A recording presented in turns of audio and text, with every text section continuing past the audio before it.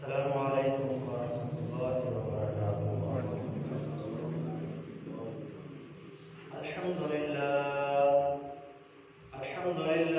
नहमदुहु व नस्तईनुहु व नस्तगफिरुह व नऊज़ु बिल्लाहि मिन शुरूरि अनफुसिना व मिन सय्यिआति अअमालिना। मन यहदिहिल्लाहु फला मुदिल्ल लहु व मन युद्लिल फला हादिय लहु। अशहदु अन ला इलाहा इल्लल्लाह वहदहु ला शरीका लहु व अशहदु अन्ना मुहम्मदन अब्दुहु व रसूलुहु। अल्लाहुम्मा सल्लि अला मुहम्मदिन व अला आलि मुहम्मद कमा सल्लैता अला इब्राहीम व अला आलि इब्राहीम इन्नका हमीदुम मजीद। अल्लाहुम्मा बारिक अला मुहम्मदिन व अला आलि मुहम्मद कमा बारकता अला इब्राहीम व अला आलि इब्राहीम इन्नका हमीदुम मजीद। अम्मा बअदु फ़इन्न अहसनल हदीथि किताबुल्लाह व खैरल हदि हदि मुहम्मदिन सल्लल्लाहु अलैहि वसल्लम व शर्रल उमूरि मुहदसातुहा व कुल्लु मुहदसतिन बिदअह व कुल्लु बिदअतिन ज़लालह व कुल्लु ज़लालतिन फिन्नार। अऊज़ु बिल्लाहि मिनश शैतानिर रजीम। बिस्मिल्लाहिर रहमानिर रहीम।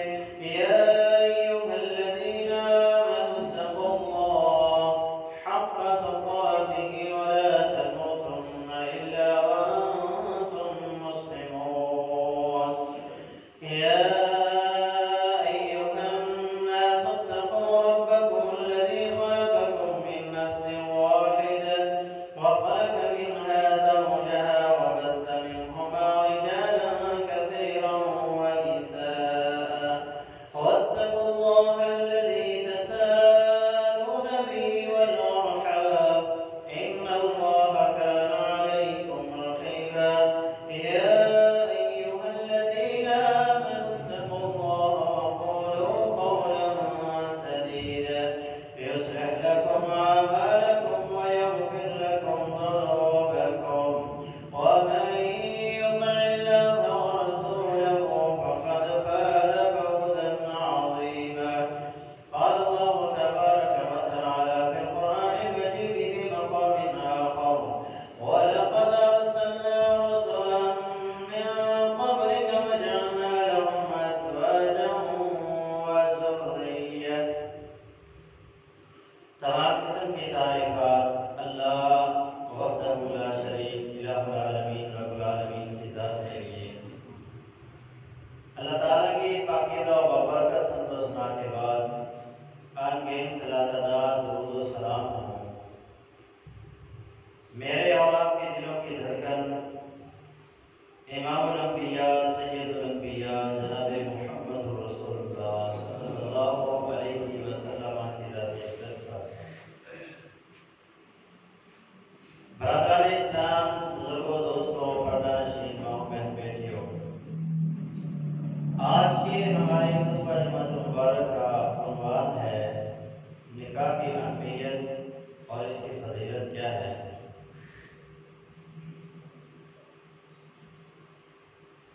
निकाह जो है ये एक अज़ीम फरीज़ा है जिससे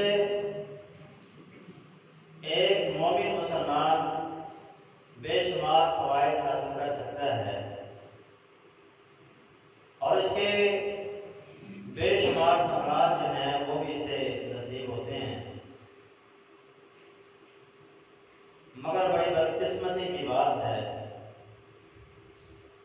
कि हर साल 8 मार्च को मुल्क पाकिस्तान में बड़े बड़े शहरों में हकूक़ निस्वां के हवाले से रैलियां मुनक़्क़द की जाती हैं जिसमें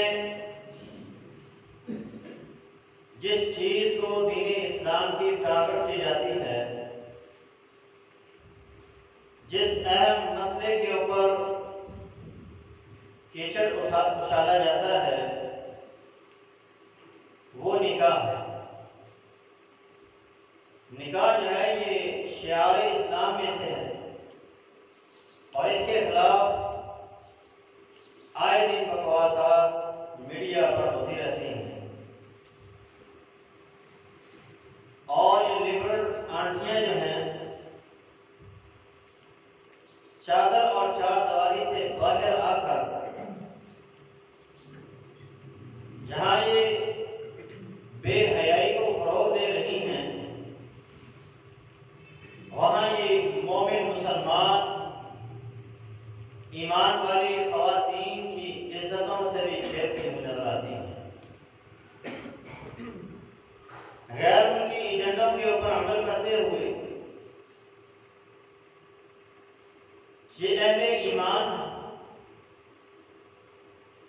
مومنات مسلمات خواتین کو چادر اور چار دیواری سے باہر نکال کر یورپین خواتین کی طرح ننگا کرنا چاہتی ہیں، اور انہیں اسی بے حیائی کے اندر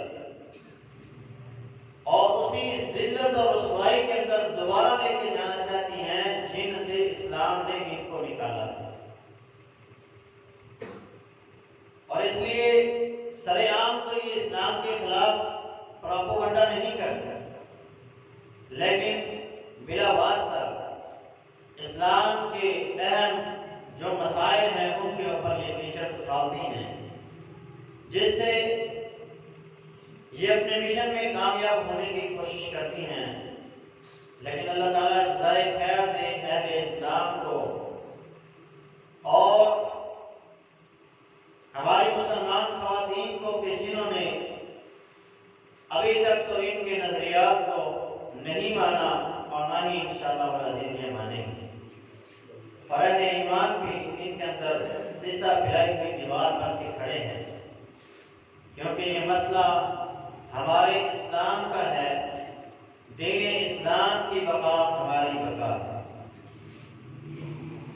نکاح کی اہمیت اگر یہ لوگ جان لیں تو کبھی بھی یہ خواتین اپنے آپ کو سڑکوں پر چوکوں اور چوراہوں میں بازاروں کی زینت کبھی نہ بنا۔ وجہ یہ ہے کہ یہ لوگ نکاح کی اہمیت اور دین اسلام کی مسائل کو سمجھتے ہیں۔ نکاح کی اہمیت کا آپ اندازہ لگائیں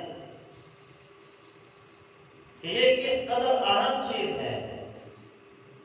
اس کائنات میں سب سے پہلا رشتہ جو رب تعالیٰ نے پیدا کیا وہ میاں اور بیوی کا رشتہ ہے، جو نکاح سے قائم ہوتا ہے۔ اور اس کائنات سے جانے کے بعد جنت میں بھی ہمیشہ کے لیے جو رشتہ باقی رہے گا، اور جو ہمیشہ رشتہ انسان مومن مسلمان مرد اور عورت کا باقی رہے گا وہ میاں اور بیوی کا رشتہ ہے۔ ماں ہے تو وہ اپنے شوہر کے ساتھ ہو، بہن ہے تو وہ اپنے شوہر کے ساتھ ہو، کوئی اپنی اولاد کے ساتھ نہیں ہوگا۔ اگر کوئی اکٹھے وہاں ہوں گے تو وہ میاں اور بیوی ہوں گے۔ رب تعالیٰ نے جو پہلا رشتہ اس کائنات میں پیدا کیا وہ میاں اور بیوی کا رشتہ تھا۔ آدم علیہ السلام کی جب تخلیق کی گئی تو آدم علیہ السلام اپنی تخلیق کے بعد جنت میں رہتے تھے تو اداس رہتے۔ ایک دن سوئے، جب بیدار ہوئے تو ان کی بائیں طرف بائیں سائڈ پہ ماں حوا علیہ السلام بیٹھی ہوئی۔ رب تعالیٰ سے پوچھا اللہ یہ کون ہے؟ فرمایا یہ تیری بیوی ہے، تو اس سے سکون حاصل کر، اس سے راحت حاصل کر، یہ تیرے لیے بنائی تھی۔ اور یہ آج کہتی ہیں ہماری مرضی ہمارا جسم ہماری مرضی۔ آپ کا جسم نہیں ہے، یہ اللہ کی عطا ہے اور اس پر حکم بھی اللہ کا ہی چلے گا، اور اللہ نے آپ کو آپ کے خاوند کے سکون کے لیے بنایا ہے۔ تو یہ میاں اور بیوی کا عظیم رشتہ جو ہے یہ اللہ رب العالمین نے سب سے پہلے کائنات کے اندر پیدا فرمایا، اور اس کے بعد ماں وجود میں آئی، اس کے بعد بیٹی وجود میں آئی، اور اس کے بعد ہی بہن کا رشتہ جو ہے یہ وجود میں آیا۔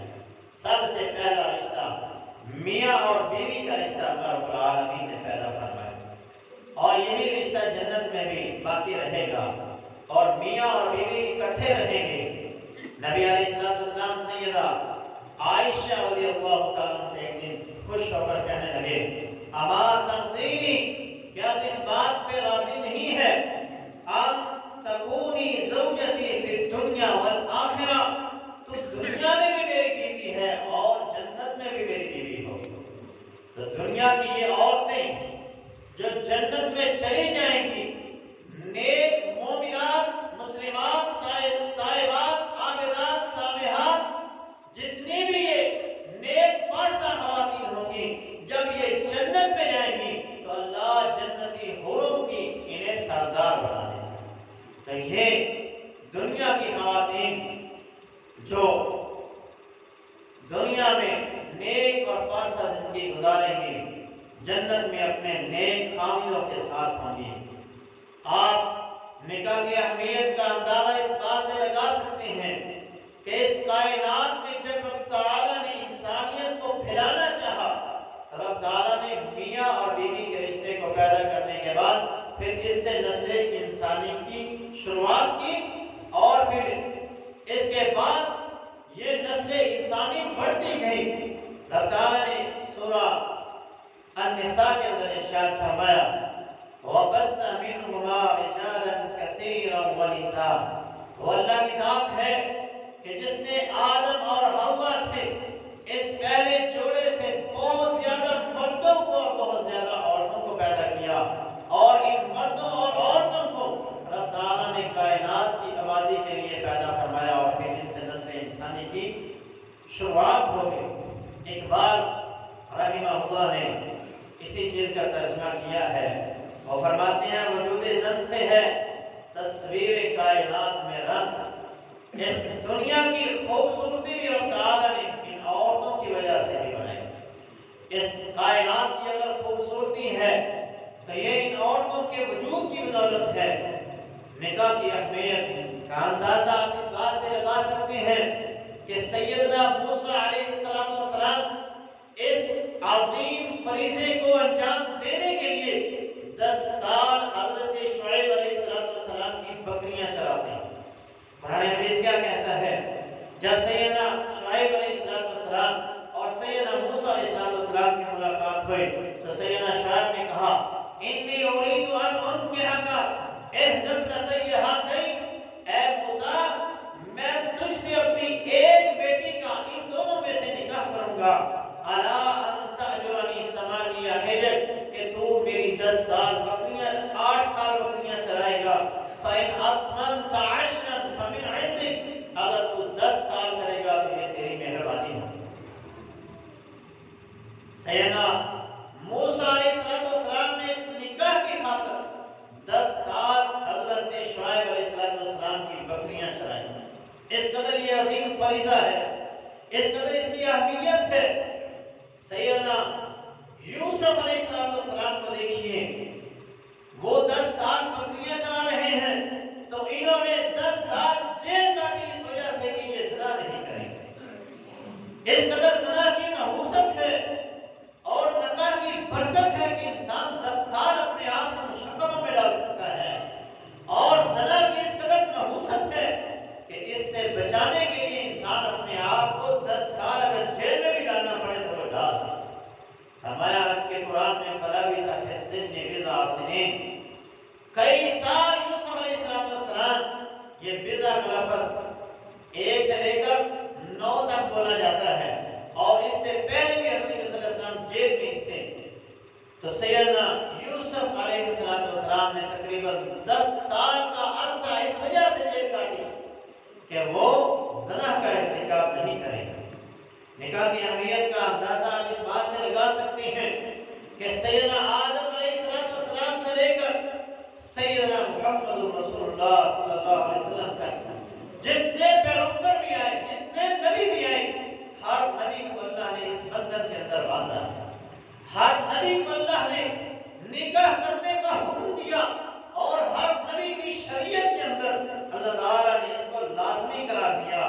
فرمایا وَلَقَدْ أَرْسَلْنَا رُسُلًا مِّن قَبْلِكَ، ہم نے آپ سے پہلے جتنے بھی رسول بھیجے ہیں وَجَعَلْنَا لَهُمْ أَزْوَاجًا وَذُرِّيَّةً، ہم نے بیویاں بھی بنائی اور ان کی ہم نے اولاد بھی انہیں عطا فرمائی۔ سیدنا سلیمان علیہ السلام نے اس فریضے کو انجام دینے کے لیے 99 شادیاں کی ہیں، اور میرے اور آپ کے پیر و مرشد جناب محمد رسول اللہ صلی اللہ علیہ وسلم نے 9 شادیاں کی ہیں اور 2 آپ کی لونڈیاں تھیں۔ تقریباً 11 عورتیں نبی علیہ السلام کے عقد میں رہی ہیں۔ سیدنا عبداللہ ابن عباس اپنے شاگرد جبیر رحمۃ اللہ علیہ کو مخاطب ہو کے کہتے ہیں، حل تزوجت، بتا تم نے شادی کی ہے؟ تو اس نے آگے سے جواب دیا، لا، میں نے ابھی تک شادی نہیں کی۔ قالت تزوج، تو آپ نے اسے کہا شادی کر، فإن خير هذه الأمة أكثرها نساء، یاد رکھو اس کائنات کے سب سے عظیم انسان محمد رسول اللہ صلی اللہ علیہ وسلم بہت زیادہ شادیاں کرنے والے تھے، یعنی آپ نے 11 عورتیں آپ کے عقد میں رہی، آپ نے ان سے شادی کی، رشتہ ازدواج آپ نے ان کے ساتھ قائم کیا۔ اور نبی علیہ السلام 9 شادیاں کر کے امت کو یہ درس دے رہے ہیں کہ یہ بڑا ایک اہم فریضہ ہے، اس سے پیچھے نہ رہو۔ قرآن کیا کہتا ہے؟ فَانكِحُوا مَا طَابَ لَكُم مِّنَ النِّسَاءِ مَثْنَىٰ وَثُلَاثَ وَرُبَاعَ، اے ایمان والو، جو عورتیں تمہیں اچھی لگتی ہیں ان میں سے 2 کے ساتھ شادی کرو، 3 کے ساتھ شادی کرو، یا 4 کے ساتھ شادی کرو، یعنی ایک سے لے کر 4 تک ایمان والوں کو شادی کی اجازت ہے۔ نبی علیہ السلام کو 9 تک اجازت تھی اور 2 آپ کی لونڈیاں تھیں، اور اس کے بعد رب تعالیٰ نے آپ کو روک دیا کہ آپ نے اب نکاح نہیں کرنا، یہ جو عورتیں ہیں یہ آپ کی دنیا میں بھی بیویاں ہیں اور جنت میں بھی بیویاں ہوں گی۔ اور ایمان والوں کو رب نے 1 سے لے کر 4 تک حکم دیا، لیکن شروع کہاں سے کیا کہ 2 کرو، 3 کرو، 4 کرو۔ اور اگر تمہیں یہ ڈر ہے وَإِنْ خِفْتُمْ أَلَّا تُقْسِطُوا فِي الْيَتَامَىٰ، اگر تمہیں یہ ڈر ہے کہ تم انصاف قائم نہیں رکھ سکو گے، بیویوں کے درمیان حسن سلوک نہیں کر سکو گے، ان کے حقوق کی ادائیگی نہیں کر سکو گے، تو پھر رب نے کہا فواحدۃ، ایک ہی کافی ہے۔ اگر زیادہ شادیاں کی انصاف نہ کر سکا، ایک طرف مائل ہو گیا، میرے اور آپ کے پیارے حبیب نے کیا ارشاد فرمایا، قیامت کا دن ہوگا، یہ انسان جب اللہ کی بارگاہ میں آئے گا تو ایک سائڈ اس کی فالح زدہ ہوگی، مفلوج انسان بن جائے گا۔ کیوں؟ کیونکہ اس نے ایک کے حق کو غصب کیا ہے۔ اسی لیے اللہ تبارک و تعالیٰ قیامت کے دن اس کو ایک سائڈ سے فارغ کر دے گا اور یہ مفلوج ہو کر اللہ کے سامنے پیش ہو۔ نکاح جو ہے یہ فطری عمل ہے۔ اللہ تعالیٰ نے جتنی بھی مخلوقات پیدا کی ہیں، ہر مخلوق 2 ہیں، ہر چیز کے رب نے ازواج پیدا کیے ہیں۔ فرمایا وَمِن كُلِّ شَيْءٍ خَلَقْنَا زَوْجَيْنِ لَعَلَّكُمْ تَذَكَّرُونَ، اے ایمان والو جان رکھو، ہر چیز کو رب نے جوڑا جوڑا پیدا کیا ہے، ہر چیز کے ازواج رب نے بنائے ہیں، لَعَلَّكُمْ تَذَكَّرُونَ، تاکہ تم نصیحت کھا سکو۔ ایک درخت کے ساتھ اگر پھل نہیں لگ رہا تو اس کے ساتھ ایک درخت اور اسی قسم کا لگا دو۔ آم کا درخت لگایا، پھل نہیں لگ رہا، ایک اور درخت لگاؤ، اللہ تبارک و تعالیٰ ان دونوں درختوں کا پھلوں کو لگا دیں گے اور وہ دونوں درخت پھل دینا شروع کر دیں گے۔ اسی طرح اللہ تعالیٰ نے ہر چیز کے جوڑے جوڑے پیدا کیے ہیں۔ سورہ یاسین ہے، اللہ تعالیٰ نے ارشاد فرمایا سبحان الذی خلق الازواج كلها مما تنبت الارض ومن انفسهم، اے ایمان والو یاد رکھو اللہ پاک ہے، وہ ذات ہے جس نے ہر چیز کے ازواج بنائے جو زمین سے پیدا ہوتی ہے اور تمہاری جانوں میں سے۔ ہر مرد کے لیے رب تعالیٰ نے عورت کو پیدا کیا ہے۔ ہو سکتا ہے کسی کوئی کمارا مر جائے تو اللہ رب العالمین سے جنت میں ضرور بیوی عطا کریں گے۔ ہر چیز کے جوڑے جوڑے رب نے بنائے ہیں، ہر چیز کے رب تعالیٰ نے ازواج بنائے ہیں۔ بیوی ہے تو اس کے لیے شوہر کو رب نے پیدا کیا، شوہر مرد ہے تو اس کے لیے رب تعالیٰ نے عورت بیوی کی صورت میں رب تعالیٰ نے پیدا فرمائی ہے۔ وَمِمَّا لَا يَعْلَمُونَ۔ اللہ فرماتا ہے یہ تو وہ ہیں جنہیں تم جانتے ہو، کچھ ایسی بھی مخلوقیں ہیں جنہیں تم جانتے نہیں، لیکن رب نے ان کے بھی جوڑے جوڑے پیدا فرمائے۔ نکاح کی اہمیت کو سمجھیں۔ سیدنا عبداللہ ابن عباس رضی اللہ تعالیٰ عنہ اپنے تمام بیٹوں اور بیٹیوں کو جمع کرتے ہیں اور ان سے ایک دن کہتے ہیں تم سب اس عمر کو پہنچ چکے ہو کہ تمہارے نکاح کیے جائیں، تم سب بالغ ہو چکے ہو، بتاؤ تم میں سے کس کس کی خواہش ہے کہ وہ نکاح کرنا چاہتا ہے تاکہ میں اس کا نکاح کروں۔ اور پھر آپ نے آگے فرمایا فَإِنَّهُ لَمْ يَزْنِ رَجُلٌ قَطُّ، یاد رکھو جب کوئی بندہ زنا کا ارتکاب کرتا ہے الا تنزع منه نور الاسلام، اس سے نور اسلام کھینچ لیا جاتا ہے، اس سے نور ایمان نکال لیا جاتا ہے۔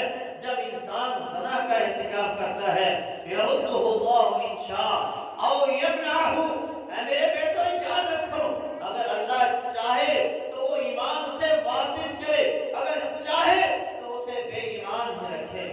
یہ زنا کی نحوست ہے، اس لیے مجھے بتاؤ تم میں سے کون کون شادی کا اور نکاح کا ارادہ رکھتا ہے تاکہ میں اس کا نکاح کروں۔ ایک اور حدیث جسے امام بخاری صحیح البخاری میں نقل کرتے ہیں، آپ نے فرمایا لا یزنی حین یزنی وہو مؤمن، لوگوں یاد رکھو جب کوئی انسان زنا کا ارتکاب کر رہا ہوتا ہے تو اس سے اس کا ایمان نکل جاتا ہے۔ جب وہ زنا کی حالت میں اس کو موت آئے گی تو یاد رکھے وہ مومن مسلمان نہیں ہوگا، ایمان سے خالی ہوگا اور بے ایمان ہو کر اللہ تعالیٰ کے سامنے پیش ہوگا۔ نکاح کی اہمیت آپ سماعت فرما رہے ہیں، ہر نبی کی شریعت میں اللہ تعالیٰ نے نکاح کو لازمی قرار دیا۔ اسی طرح اللہ تعالیٰ کے پیارے حبیب جب اس کائنات میں تشریف لائے تو اس وقت مشرکین مکہ جو تھے ان کے اندر بھی کئی ایک قسم کے نکاح پائے جاتے تھے، جن میں سے ایک نکاح کو باقی رکھا گیا، باقی سب کو حرام قرار دے دیا گیا۔ سیدہ عائشہ رضی اللہ عنہا فرماتی ہیں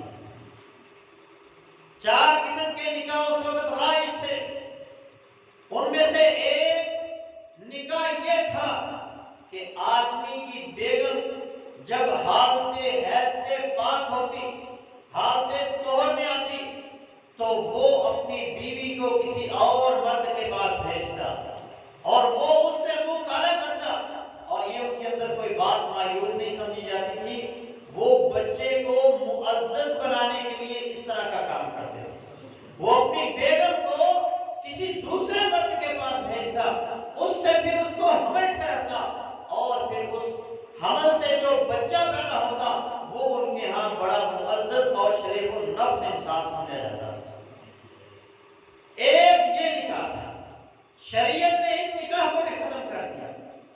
دوسرا یہ نکاح تھا کہ ایک عورت کے پاس 10 سے کم لوگ آتے اور ان سے پھر وہ ہم مصری کرتے، اس سے پھر جو اولاد پیدا ہوتی پھر وہ ان سب کو بلاتی اور جس کو وہ کہتی کہ یہ تیرا بیٹا ہے وہ اسی بندے کی طرح منسوب ہوتا اور اس کی کفالت اسی کے ذمہ ہوتی۔ اس نکاح کو بھی شریعت نے ختم کر دیا۔ ایک ان کے اندر چکلے کھانے کا جو رواج تھا، جو ہمارے یہاں بھی ہے، ہیرا منڈی جسے ہم کہتے ہیں، یہ رواج ان کے اندر بھی تھا۔ عورتوں نے اپنے گھروں پہ جھنڈے لگائے ہوتے، ان کے پاس تعداد کی کوئی قید نہیں ہوتی، جتنے مرد ہی مرد آتے اور ان سے پھر حمل ٹھہرتا اور جب بچہ پیدا ہوتا ان سب لوگوں کو بلایا جاتا اور پھر ایک قیافہ شناس کو بھی بلایا جاتا جو چہروں کو پڑھتا، جو چہرے میچ کرتا تھا اس کو بلایا جاتا، وہ آ کے اس بچے کو دیکھتا اور ان لوگوں کو دیکھتا جس کے اوپر وہ ہاتھ رکھتا کہ یہ کس کا بیٹا معلوم ہوتا ہے، اس بچے کی کفالت اس کے ذمہ ہوتی۔ یہ نکاح بھی شریعت نے حرام کر دیا۔ اور چوتھا جو نکاح تھا وہ یہ تھا کہ ایک آدمی اپنے لیے یا اپنے بچوں کے لیے یا اپنے بھائی کے لیے کسی بھی عزیز کے لیے اپنے کسی دوسرے بھائی کے پاس پیغام بھیجتا، کسی رشتہ دار کے پاس یا کسی غیر کے پاس پیغام بھیجتا کہ میں آپ کی بیٹی سے نکاح کرنا چاہتا ہوں، میں آپ کی بہن سے نکاح کرنا چاہتا ہوں، تو اس کا حق مہر مقرر کیا جاتا اور لوگ اس نکاح کے اندر شریک ہوتے اور پھر اس آدمی کا نکاح اس عورت کے ساتھ کر دیا جاتا، جس طرح ہمارے ہاں ہے، ہمارے بڑے ہمارے دوسرے رشتہ داروں کے پاس، دوسرے ہمارے مسلمان بھائیوں کے پاس جاتے ہیں اور ان سے رشتے کا مطالبہ کرتے ہیں اور وہ رشتہ دے دیتے ہیں، اس کے بعد پھر نکاح کیا جاتا ہے، حق مہر مقرر کیا جاتا ہے، گواہ بنائے جاتے ہیں اور لوگوں کو بلایا جاتا ہے، علن اعلان نکاح کیا جاتا ہے، چھپ چھپا کے نکاح نہیں کیا جاتا، علن اعلان نکاح کیا جاتا ہے۔ اور نبی علیہ السلام نے اس کا حکم دیا ہے نکاح کی منادی کی جائے، لوگوں کو پتہ چلے کہ یہاں نکاح ہو رہا ہے، کوئی غلط کام نہیں ہو رہا۔ تو یہ نکاح جو تھا اس کی شریعت نے اجازت دی اور اس کو باقی رکھا۔ اس کے علاوہ شریعت نے چند ایک اور نکاح بھی ہیں جنہیں باطل قرار دیا ہے، وہ ہے نکاح متع۔ اس کی شروع اسلام میں اجازت تھی، جب مسلمان جہاد پر جاتے یا دوسرے علاقوں میں تجارت کی غرض سے سفر کے لیے جاتے تو وہاں جا کر وقتی شادیاں کرتے، یعنی مہینے کے لیے، 2 مہینوں کے لیے، 3 مہینوں کے لیے، سال کے لیے، جتنی دیر اس نے وہاں ٹھہرنا ہوتا تو اتنی دیر وہاں وہ ٹھہرتا اور کسی اور سے شادی کر لیتا اور اس بات کو وہ ان کے سامنے رکھتا کہ میں 1 مہینے کے لیے یا سال کے لیے یا 6 ماہ کے لیے شادی کروں گا۔ شروع اسلام میں اس کی اجازت تھی، جیسے جیسے اس کی قواعد سامنے آئی شریعت نے اس کو حرام قرار دیا۔ مثال کے طور پہ اب وہ آدمی اس عورت کو طلاق دے کے وہاں سے چلا گیا اور وہ عورت حاملہ ہوگا، اب جو بچہ پیدا ہوگا اس کو نام کس کا دیا جائے گا؟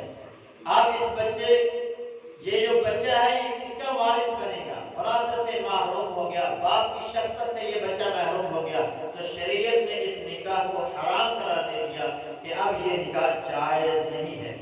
سیدنا علی رضی اللہ عنہ فرماتے ہیں ان النبی صلی اللہ علیہ وسلم نہا عن المتعہ، نبی علیہ السلام نے متع کرنے سے منع فرما دیا، وعن لحوم الحمر الاہلیہ، اور جو گھریلو گدھے ہیں ان کا گوشت کھانے سے بھی منع کر دیا۔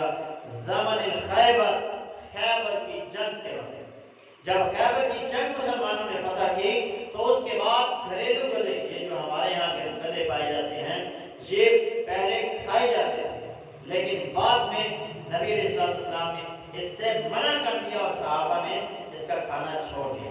جنگلی گدھا جائز ہے، جنگلی گدھا جسے ہم زیبرا کہتے ہیں، جو جنگل میں رہتے ہیں ان کا کھانا جائز ہے، وہ کھائے جا سکتے۔ تو نکاح متع سے اور گھریلو گدھوں سے نبی علیہ السلام نے منع فرمایا۔ نکاح حلالہ، اس سے بھی نبی علیہ السلام نے منع فرمایا اور بلکہ نبی علیہ السلام نے اس بندے پر لعنت ڈالی ہے جو حلالہ کرنے والا ہے اور جس کے لیے حلالہ کیا جا رہا ہے۔ آپ نے فرمایا لعن رسول اللہ صلی اللہ علیہ وسلم المحلل والمحلل له، جو حلالہ کرنے والا ہے اور جس کے لیے کیا جا رہا ہے، دونوں پہ رب کی لعنت، کیونکہ یہ زنا کروا رہا ہے اور وہ زنا کر رہا ہے، اس وجہ سے نبی علیہ السلام نے ان پر لعنت ڈالی ہے۔ اور ایک حدیث میں آپ نے فرمایا یہ کرائے کا سانڈ ہے جو حلالہ نکالنے والا ہوتا ہے، جو حلالہ کرنے والا ہوتا ہے۔ حلالہ کیا ہے؟ ایک آدمی اپنی بیگم کو طلاق دے دیتا ہے، طلاق اس نے اس کو دے دی، ہر ماہ ہر طور کے اندر وہ اپنی بیگم کو طلاق دیتا رہا، 3 طلاقیں اس پہ واقع ہو گئی۔ 3 طلاقیں واقع ہونے کے بعد اب ہمارے ہاں بھی یہ رواج پایا جاتا ہے کہ کسی مرد کے ساتھ اس عورت کا نکاح وقتی کیا جاتا ہے، 1 دن کے لیے، 2 دن کے لیے، یہ چیزیں پہلے طے کی جاتی ہیں۔ شریعت نے اس کو نکاح تسلیم نہیں کیا۔ شریعت نکاح اسے تسلیم کرتی ہے کہ جس کے اندر پوری زندگی کے لیے نیت کی جائے کہ میں اس کو اپنی بیوی مانتا ہوں، اور عورت یہ نیت رکھتی ہے کہ میں اس کو پوری زندگی کے لیے اپنا شوہر مانتی ہوں، زندگی کے دکھ سکھ کے اندر اس کے ساتھ کھڑی رہوں گی یا کھڑا رہوں گا۔ یہ اس نکاح کے اندر چیزیں ہوتی ہیں، لیکن حلالے کے اندر یہ نہیں ہے، بلکہ پہلے یہ طے کیا جاتا ہے تیرا نکاح اس عورت کے ساتھ کیا جائے گا، 2 دن کے بعد یا 3 دن کے بعد تو اس عورت کو طلاق دے گا اور یہ عورت دوبارہ اپنے پہلے شوہر کے لیے حلال ہو جائے گی۔ اس سے شریعت نے منع کیا ہے، یہ حرام ہے۔ شریعت جس حلالے کی اجازت دیتی ہے وہ کیا ہے کہ عورت کب اپنے پہلے شوہر کے لیے حلال ہوگی؟ جب ایک آدمی اپنی عورت کو طلاق دے دیتا ہے، طلاق واقع ہو جاتی ہے، اور اب وہ عورت کسی دوسرے خاوند کے ساتھ شادی کر لیتی ہے، اللہ کی کرنی ایسی ہوتی ہے کہ اس کے ساتھ اس کا نکاح نہیں ہوتا، یا اس کا وہ خاوند جو ہے وہ فوت ہو جاتا ہے، تو اب عدت گزارنے کے بعد وہ عورت اپنے پہلے شوہر کے ساتھ دوبارہ شادی کر سکتی ہے۔ ہمارے ہاں ایک وقت میں 3 طلاقیں دی جاتی ہیں۔ لوگ کہتے ہیں طلاق طلاق طلاق، یاد رکھیے ایک وقت کے اندر دی ہوئی چاہے 50 طلاق ہی کیوں نہ ہوگی، وہ ایک شمار ہوتی ہے۔ ایک مجلس کے اندر، ایک دور کے اندر جب آپ ایک طلاق جتنی مرضی طلاقیں کہیں گے وہ آپ کی ایک ہی شمار ہوگی۔ دوسرے توہر میں جب آپ اسے طلاق دیں گے تو وہ دوسری شمار ہوگی۔ تیسرے توہر کے اندر جب آپ بیگم کو طلاق دیں گے تو وہ طلاق شمار ہوگی۔ شریعت نے طلاق دینے کا یہ طریقہ ہمیں بتلایا ہے کہ کس طرح طلاق دینی ہے۔ طلاق دینے کے بعد حالت توہر کے اندر جب عورت حاملہ بھی نہ ہو اور عورت حالت توہر کے اندر ہو اور آپ کی حالت توہر میں اپنی بیوی سے اس نے ملاق نہ کیا ہو، پھر وہ اس کو ایک طلاق دے اور ایک طلاق دینے کے بعد اس کو اپنے گھر میں ہی رکھے، یہ طریقہ ہے طلاق دینے کا۔ اور اس کے بعد یہ شریعت نے اس کے لیے چانس رکھے ہیں کہ جب ہو سکتا ہے وہ گھر میں رہیں گے، ایک دوسرے کو دیکھیں گے، جو محبت اللہ نے ان کے دلوں میں پہلے رکھی تھی، کچھ واقعات کی وجہ سے یا کچھ باتوں کی وجہ سے جو معاملات خراب ہو چکے تھے وہ ہو سکتا ہے بہتر ہو جائیں، اور دوسری طلاق آنے سے پہلے صلح ہو۔ ہمارے ایسا نہیں ہوتا، بلکہ تھوڑا سا معاملہ خراب ہوتا ہے، والدین اپنی بیٹی کو لے جاتے ہیں یا خاوند اپنی بیگم کو طلاق دے کے گھر سے نکال دیتے ہیں، تو یہ طریقہ درست نہیں ہے۔ شریعت کے مطابق زندگی گزارے، نکاح کرنا ہے تو نکاح سنت کے مطابق، اگر طلاق تک نوبت آئی ہے تو وہ بھی سنت کے مطابق ہی ہونی چاہیے۔ ایک مجلس کے اندر جب آپ 3 طلاقیں کہیں گے، 4 طلاقیں کہیں گے، چاہے جتنی مرضی مرتبہ آپ طلاق کہیں، وہ آپ کی ایک ہی طلاق شمار ہو۔ ایک موٹی سی مثال کے ساتھ آپ بات کو سمجھیں۔ اگر آپ جب نکاح کرنے کے لیے جاتے ہیں، جب آپ نکاح کرنے کے لیے جاتے ہیں تو مولوی صاحب آپ سے کیا کہتے ہیں؟ آپ کو یہ نکاح قبول ہے، ایک بار، دوسری بار، تیسری بار، 3 بار بات کو دہراتا ہے۔ اب یہ 3 بار جو اس نے نکاح آپ کو قبول کروایا ہے، یہ کتنے نکاح ہو؟ تو ہر بندہ کہے گا کہ یہ ایک ہی نکاح ہے۔ تو جب ایک مجلس کے اندر 3 بار آپ نکاح قبول کرنے کے بعد ایک نکاح شمار کرتے ہیں، تو ایک مجلس کے اندر 3 بار طلاق طلاق کہنے سے 3 طلاقیں کیسے ہو سکتی ہیں؟ میں آپ کو کہتا ہوں وہاں سے جائیں، وہ جوتا اٹھا کے لائیں، وہ کھوٹی اٹھا کے لائیں، پھر میں کہتا ہوں وہ کھوٹی اٹھا کے لائیں، وہ کھوٹی اٹھا کے لائیں، تو کیا وہ 3 کھوٹیاں ہوں؟ کھوٹی ایک ہی ہے، اس کو آپ اٹھا کے لائیں گے تو یہ جتنی مرضی بار کوئی بندہ طلاق کہے گا، ایک مجلس کے اندر کہی ہوئی طلاق ایک ہی شمار ہے۔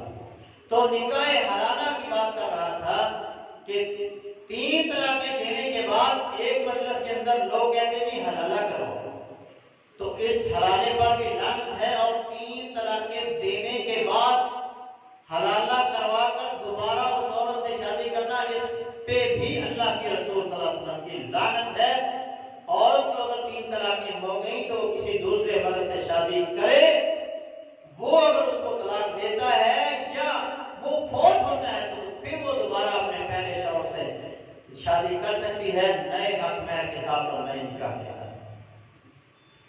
एक तलाक देने के बाद अगर 3 माह गुजर गए, अब वो औरत आगे भी शादी कर सकती है और दोबारा अपने पहले शौहर के साथ नए निकाह के साथ दोबारा निकाह भी कर सकती है। ये मसला भी याद है।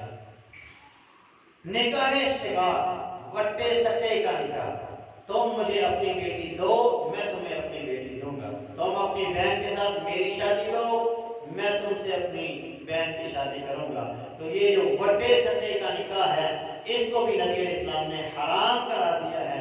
आपने फरमाया ला शिगार फिल इस्लाम, इस्लाम के अंदर शिगार नहीं है।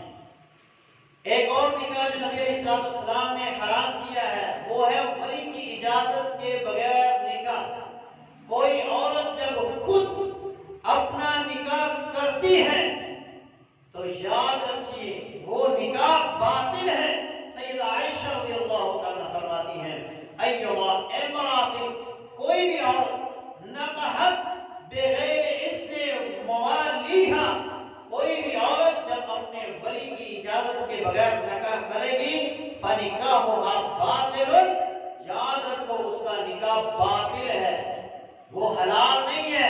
जब तक सोएगी उस मर्द के साथ वो ज़ना का इंतकाब करेगी, और जब तक वो मर्द उसके साथ सोएगा वो ज़ना का इंतकाब करेगा। और जितने भी ये अदालती निकाह हैं ये सारे के सारे ज़ना के ऊपर मबनी हैं, इनकी शरीयत ने इजाजत नहीं दी है। ये जो भाग के लड़के और लड़कियां निकाह करते हैं, वालिदैन की इजाजत के बगैर जो निकाह करते हैं, ये तमाम के निकाह बातिल हैं। आपने फरमाया ला निकाह इल्ला बिवलिय्यिन, बाप की इजाजत के बगैर, वली की इजाजत के बगैर निकाह बातिल है। और यहाँ पे एक और बात भी याद रखें, जब आपकी औलाद आपसे ये बात कह दे कि आप फलां जगह पे मेरा रिश्ता कर दे, मैंने किसी और जगह पे नहीं करना है, तो बेहतर है कि आप अपनी बेटी की रजा के अंदर, आप अपने बच्चों की रजा के अंदर अपनी रजा को शामिल रखते उनका निकाह कर दें, नहीं तो वो मुंह काला करेगी और इस गुनाह का इर्तिकाब करेगी। इसीलिए नबी अलैहिस्सलाम ने साथ में ये भी कहा कि बगैर लड़की की इजाजत के निकाह भी दुरुस्त नहीं है। जहां बाप की इजाजत के बगैर निकाह दुरुस्त नहीं है, वहां बच्चों की मर्जी के बगैर, बेटियों की मर्जी के बगैर भी निकाह जो है ये भी जायज नहीं है, इससे भी शरीयत ने मना किया। एक मुआहिद मोमिन मर्द था, मुशरिका औरत से, जानिया औरत से निकाह जायज नहीं है। कुरान क्या कहता है, ला यनकिहुहा इल्ला ज़ानिन औ मुशरिक, किसी मोमिन से कोई मुशरिका औरत और कोई जानिया औरत शादी नहीं कर सकती, और कोई मोमिना औरत किसी मुशरिक मर्द और जानी मर्द से शादी नहीं कर सकती, क्योंकि अल्लाह ने पाक लोगों के लिए बनाए हैं, और बदकिरदार बेहया ये रब ताला ने बेहया लोगों के लिए बनाए हैं। तो इसलिए रिश्तों को जब आप करते हैं तो देखें जिससे रिश्ता किया जा रहा है वो ईमान वाला भी है कि नहीं है, वो मोमिन भी है या नहीं है, वो नमाजी भी है या नहीं है।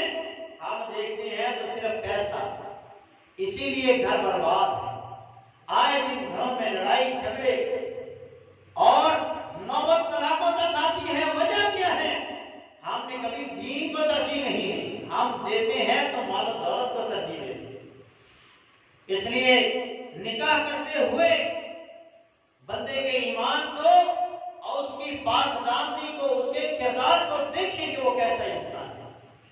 हराम निकाहों में एक निकाह ये भी हराम है कि जब किसी औरत ने किसी मर्द से शादी की हुई है, एक औरत किसी दूसरे मर्द के निकाह के अंदर है, अक़द के अंदर है, कोई दूसरा मर्द उस औरत से शादी नहीं कर सकता, यानी निकाह के ऊपर निकाह करना ये भी हराम निकाह।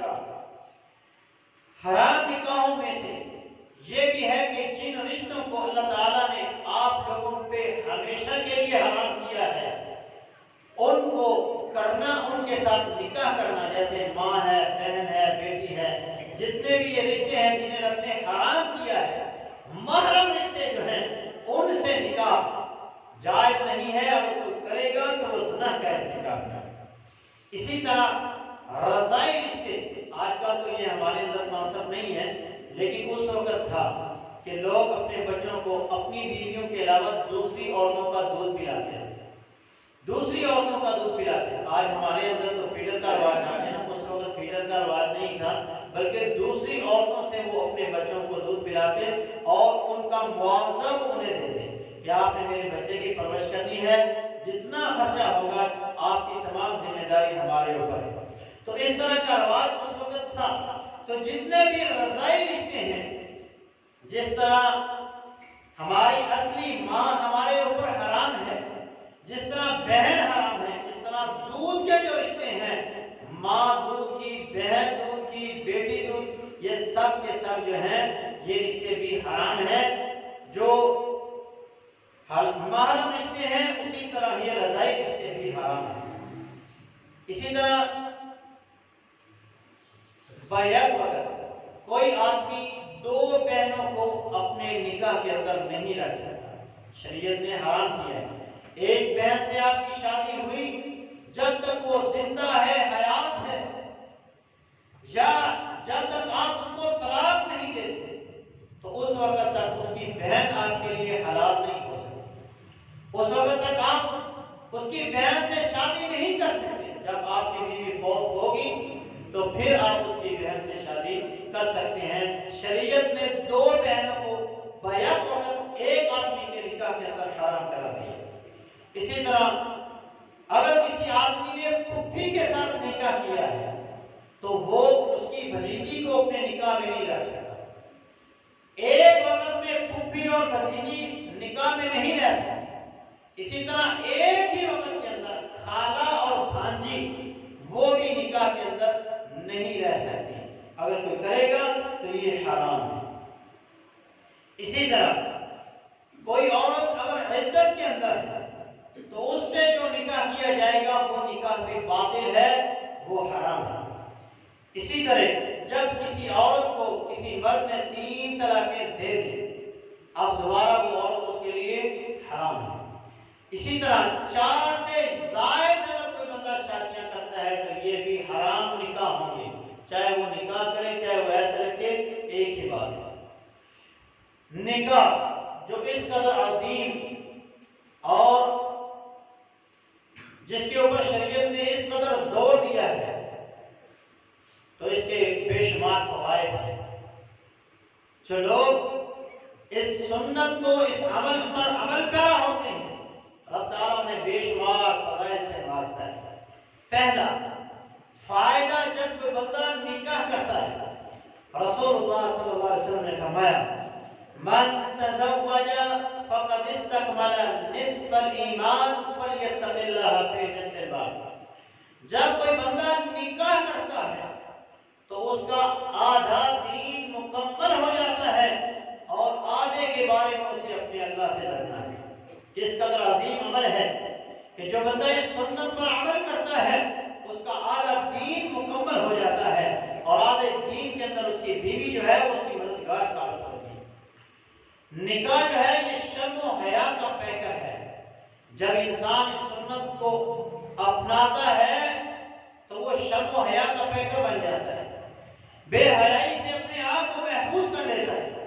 آپ نے فرمایا یا معاشر الشباب من استطاع منکم الباءۃ، اے نوجوانوں شادیاں کرو، جو تم میں سے طاقت رکھتا ہے فلیتزوج، اس کو شادی کر لینی چاہیے، فإنہ اغض للبصر وأحسن للفرج۔ آپ نے فرمایا اس سے انسان کی آنکھوں میں حیا پیدا ہوتی ہے اور وہ اس سے اپنی شرمگاہ کی حفاظت کر لیتا ہے۔ اور جو بندہ اپنی آنکھوں کی حفاظت کر لے وہ بندہ باحیا بن جاتا ہے۔ اسی لیے رب نے کہا قل للمؤمنین یغضوا من ابصارہم، مومنوں اپنی نظروں کو جھکا کے رکھو۔ اے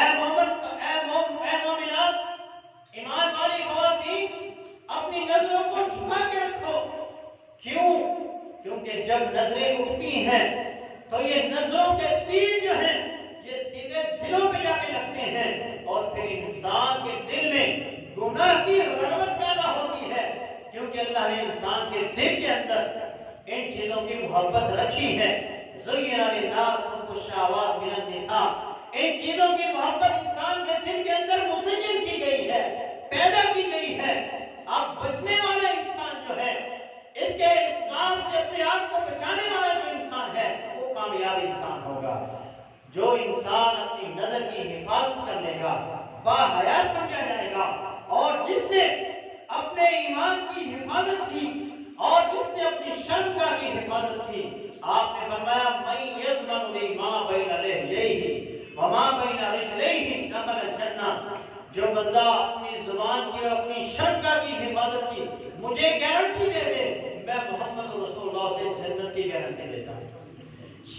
نظروں میں جب تک حیا رہے گی ایمان باقی رہے گا، اور جب نظروں سے حیا نکل جائے گی تو ایمان اٹھ جائے گا. میرے اور آپ کے پیر و مرشد نے ارشاد فرمایا الایمان والحیاء قرناء جمیعا، حیا اور ایمان ایک ہی چیز ہے، ایک ہی جگہ پہ ہیں.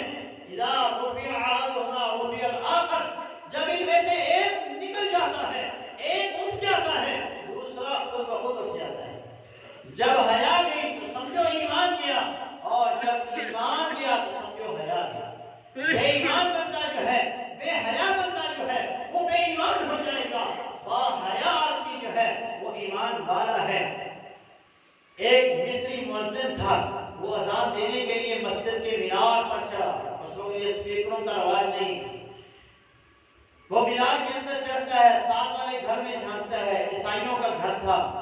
عیسائی لڑکی کو دیکھا، وہ اس کے دل کے اندر گھر کر گئی. اذان دیے بغیر ہی اتر آیا، سیدھا ان کے گھر چلا گیا. کہا میں تجھ سے شادی کرنا چاہتا ہوں. وہ لڑکی کہتی ہے ہم عیسائی ہیں، تم مسلمان ہو، شادی نہیں ہو سکتی، میرا باپ نہیں مانے گا. اس نے کہا میں اسلام کو چھوڑ دیتا ہوں، عیسائیت قبول کر لیتا ہوں. عیسائیت قبول کی. پہلی رات ہے، بیوی نے کہا چھت پہ جاؤ، وہاں فلاں چیز پڑی ہے وہ لے کے آؤ.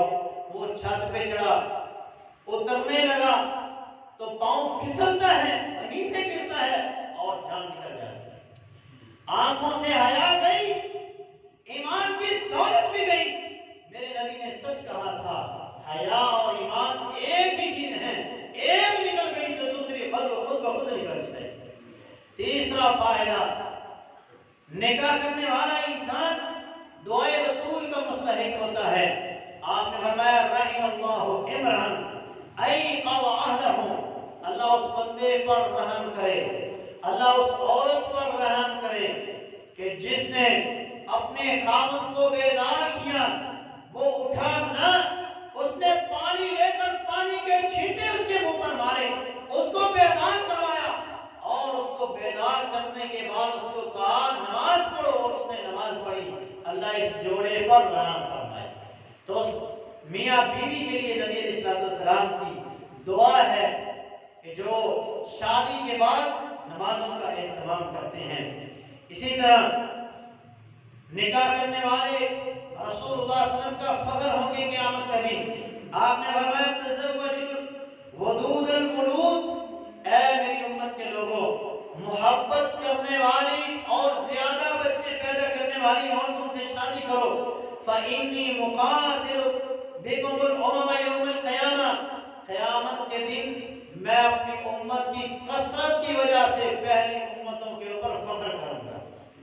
تو جو نکاح کرے گا نہیں وہ رسول اللہ صلی اللہ علیہ وسلم کے فخر کا باعث نہیں بن سکتا. جو نکاح کرے گا، بچے پیدا کرے گا اور ان کی تربیت کرے گا، انہیں اسلام کے ساتھ جوڑے گا، قیامت کے دن وہ انسان رسول اللہ صلی اللہ علیہ وسلم کا فخر ہوگا. اسی طرح اس بندے کا رسول اللہ صلی اللہ علیہ وسلم سے تعلق جڑ جاتا ہے. نبی علیہ السلام کے گھر میں 3 آدمی آئے، بڑی مشہور حدیث ہے. وہ آپ سے کچھ مسائل پوچھنے کے لیے آئے، آپ کی عبادات کے بارے میں پوچھنے کے لیے آئے. جب وہ گھر میں آئے تو آپ گھر میں نہیں تھے. نبی علیہ السلام گھر میں نہیں تھے تو آپ کی کسی بیوی سے انہوں نے پوچھا کہ آپ کے رات کے معمولات کیا ہیں، آپ کی عبادت کے معمولات کیا ہیں. انہوں نے کہا وہ رات کو سوتے بھی ہیں، جاگتے بھی ہیں، عبادت بھی کرتے ہیں. دن کے معمولات یہ ہیں، کبھی روزہ رکھتے ہیں، کبھی چھوڑتے ہیں. آپ نے شادیاں بھی کی ہیں، آپ اپنی بیویوں کے پاس بھی آتے ہیں، ان کے حقوق بھی پورے کرتے ہیں. تو انہوں نے کہا ایک نکاح میں ساری زندگی روزے رکھوں گا، ایک نکاح میں ساری زندگی عبادت کروں گا اور شادی نہیں کروں گا۔ اس طرح کی باتیں انہوں نے کی اور وہ کر کے چلے گئے۔ جب آپ گھر میں تشریف لائے تو آپ کو بتایا کہ آپ نے کہا ان تینوں کو بلا دیا اور لوگوں کو جمع کیا اور آپ نے فرمایا یہ تمام کے تمام کام میری سنت ہیں، وَمَنْ رَغِبَ عَنْ سُنَّتِي فَلَيْسَ مِنِّي، اور جس نے میری سنت سے منہ موڑا، جو رات کو سویا نہ، جس نے بیویوں کے حقوق پورے نہ کیے، جس نے شادیاں نہ کی، فرمایا یہ میری عبادات کے معمولات ہیں، اس طرح زندگی گزارو، ان کو اپنا طریقہ بناؤ۔ جس نے میرے اس طریقے سے منہ موڑ لیا اس کا میرے ساتھ کوئی تعلق نہیں ہے۔ تو گویا جو انسان شادی کرتا ہے اس کا رسول اللہ صلی اللہ علیہ وسلم کے ساتھ تعلق جڑ جاتا ہے، اور جس کا رسول اللہ کے ساتھ تعلق جڑے گا یاد رکھیے وہ قیامت کے دن بھی کامیاب ہے۔ آپ نے فرمایا کل سبب و نسب منقطع یوم القیامہ، ہر قسم کا تعلق اور ہر قسم کا نسب جو ہے یہ قیامت کے دن ٹوٹ جائے گا سوائے میرے نسب کے اور میرے تعلق کے۔ تو یاد رکھیے نبی کی سنت پر عمل کرنے والا، اس نکاح کی سنت کو اپنے سینے سے لگانے والا انسان قیامت کے دن نبی علیہ السلام کے ساتھ ہوگا۔ اس بندے کا اللہ مددگار خود بن جاتا ہے۔ آپ نے فرمایا 3 لوگوں کی اللہ مدد کرتا ہے، ان کا ضامن ہے اللہ کہ اللہ ان کی مدد کرے گا۔ ان میں سے ایک وہ ہے الناکح الذی یرید العفہ، جو نکاح اس نیت سے کرتا ہے کہ وہ اپنے آپ کو گناہ سے بچائے، اور اس نکاح کو کرتے ہوئے وہ مقروض ہو گیا، اس پہ قرض آ گیا۔ میرے نبی نے فرمایا اللہ خود اس کا ضامن ہے اور اللہ اس کا کفیل بن جائے گا اور اس کا یہ قرض اللہ اتارے گا۔ رزق کے اندر برکت ہے۔ نبی علیہ السلام پر اللہ تبارک و تعالیٰ نے یہ آیات نازل فرمائی، وَأَنكِحُوا الْأَيَامَ مِنكُمْ وَالصَّالِحِينَ مِنْ عِبَادِكُمْ وَإِمَائِكُمْ، اے لوگوں اپنے بچوں کے نکاح کرو اگر تمہیں یہ ڈر ہے کہ وہ کنگال ہیں، فقیر ہیں، تنگ دست ہیں، سَوْفَ يُغْنِيهِمُ اللَّهُ مِنْ فَضْلِهِ، ان قریب اللہ اپنے فضل سے انہیں مالا مال کر دے گا۔ نکاح کرنے سے صدقہ جاریہ ہو جاتا ہے۔ نبی علیہ السلام نے فرمایا جب انسان مر جاتا ہے اس کے عمل بند ہو جاتے ہیں، رجسٹر بند ہوتے ہیں سوائے 3 اعمال کے، ان میں سے ایک یہ بھی ہے وَلَدٍ صَالِحٍ يَدْعُو لَهُ، جو اس کی نیک اولاد ہے وہ اس کے لیے دعا کرتی ہے تو اس کے نامہ اعمال کے اندر نیکیاں جاری رہتی ہیں۔ تو جب شادی کرے گا تو اولاد ہوگی تو وہ اس کے لیے دعا کرے گی تو اس کے لیے صدقہ جاریہ ہوگا۔ یعنی نکاح کرنا اس کے لیے ایسا عمل ہے جو اس کے لیے قیامت تک کے لیے نیکیاں ہیں، اور جب تک انسان زندہ رہے گا وہ، جب تک اس کی اولاد اس کے لیے زندہ رہے گی وہ اس کے لیے دعا کرتی رہے گی، اور اگر وہ اولاد اس کی زندگی میں ہی مر جائے تو فرمایا یہ اس کے لیے اجر کا باعث بنے گی اور جنت میں جانے کا ذریعہ بنے گی۔ درجات کی بلندی ہے اس بندے کے لیے۔ نبی علیہ السلام نے فرمایا جب بندہ جنت میں ہوتا ہے تو اس کو ایک درجے سے دوسرے درجے میں پہنچایا جاتا ہے، تو وہ پوچھتا ہے اللہ میرا یہ درجہ کیسے بلند ہوا؟ تو اس سے کہا جاتا ہے آج تیرے بچوں نے تیرے لیے مغفرت کی دعا کی ہے جس وجہ سے ہم نے تیرے درجے کو بلند کر دیا۔ شادی کرے گا، بچے ہوں گے، وہ اس کے لیے مغفرت کریں گے تو اس کے درجے بلند ہوں گے۔ نکاح جو ہے یہ جنت میں جانے کا ذریعہ ہے۔ نبی علیہ السلام فرماتے ہیں قیامت کا دن ہوگا، بچوں سے کہا جائے گا کہ جنت میں چلے جاؤ، تو وہ کہیں گے ہمارے والدین کہاں ہیں، ہمارے والدین کہاں ہیں؟ تو جب تک وہ جنت میں جائیں گے نہیں ہم اس وقت تک جنت میں نہیں جائیں گے۔ تو گویا جب تک کوئی آدمی شادی کرے گا نہیں، بچے پیدا کرے گا نہیں، اس وقت تک وہ انسان جنت میں، اس وقت یہ بچے اس کے لیے جو ہیں یہ جنت میں جانے کا ذریعہ بنیں گے۔ نکاح جو ہے یہ آدمی کے اچھے اور برے کی علامت ہے، محبت کی علامت ہے کہ اس سے اللہ تعالیٰ لوگوں کے دلوں میں محبت پیدا کرتا ہے۔ آپ نے فرمایا کہ ایک آدمی آپ نے فرمایا کہ نکاح سے بڑھ کے میری نظر میں کوئی عمل ایسا نہیں ہے جس سے لوگوں کے دلوں میں محبت پیدا ہوتی ہے۔ میاں بیوی کے درمیان تو محبت پیدا ہوتی ہے، دو خاندانوں کے درمیان محبت پیدا ہو جاتی ہے، حتیٰ کہ شہروں کے درمیان محبت پیدا ہو جاتی ہے۔ آدمی کی دنیا میں خوش بختی کی علامت یہ ہے کہ اللہ اسے اچھی سواری دے دے، اللہ اسے اچھا گھر دے دے اور اللہ اسے اچھی بیوی دے دے۔ اسی طرح عورت کے لیے بھی یہ خوش قسمتی ہے کہ اللہ اسے اچھا شوہر دے دے، تو یہ دنیا کی سب سے بڑی نعمت ہے۔ آپ نے دنیا کی بہترین متاع عورت کو قرار دیا ہے۔ اللہ تبارک و تعالیٰ ہمیں اس نکاح جیسی عظیم سنت پر عمل کرنے کی توفیق عطا فرمائے، اور اپنے بچوں کے وقت پر نکاح کرنے کے اللہ ہمیں توفیق عطا فرمائے۔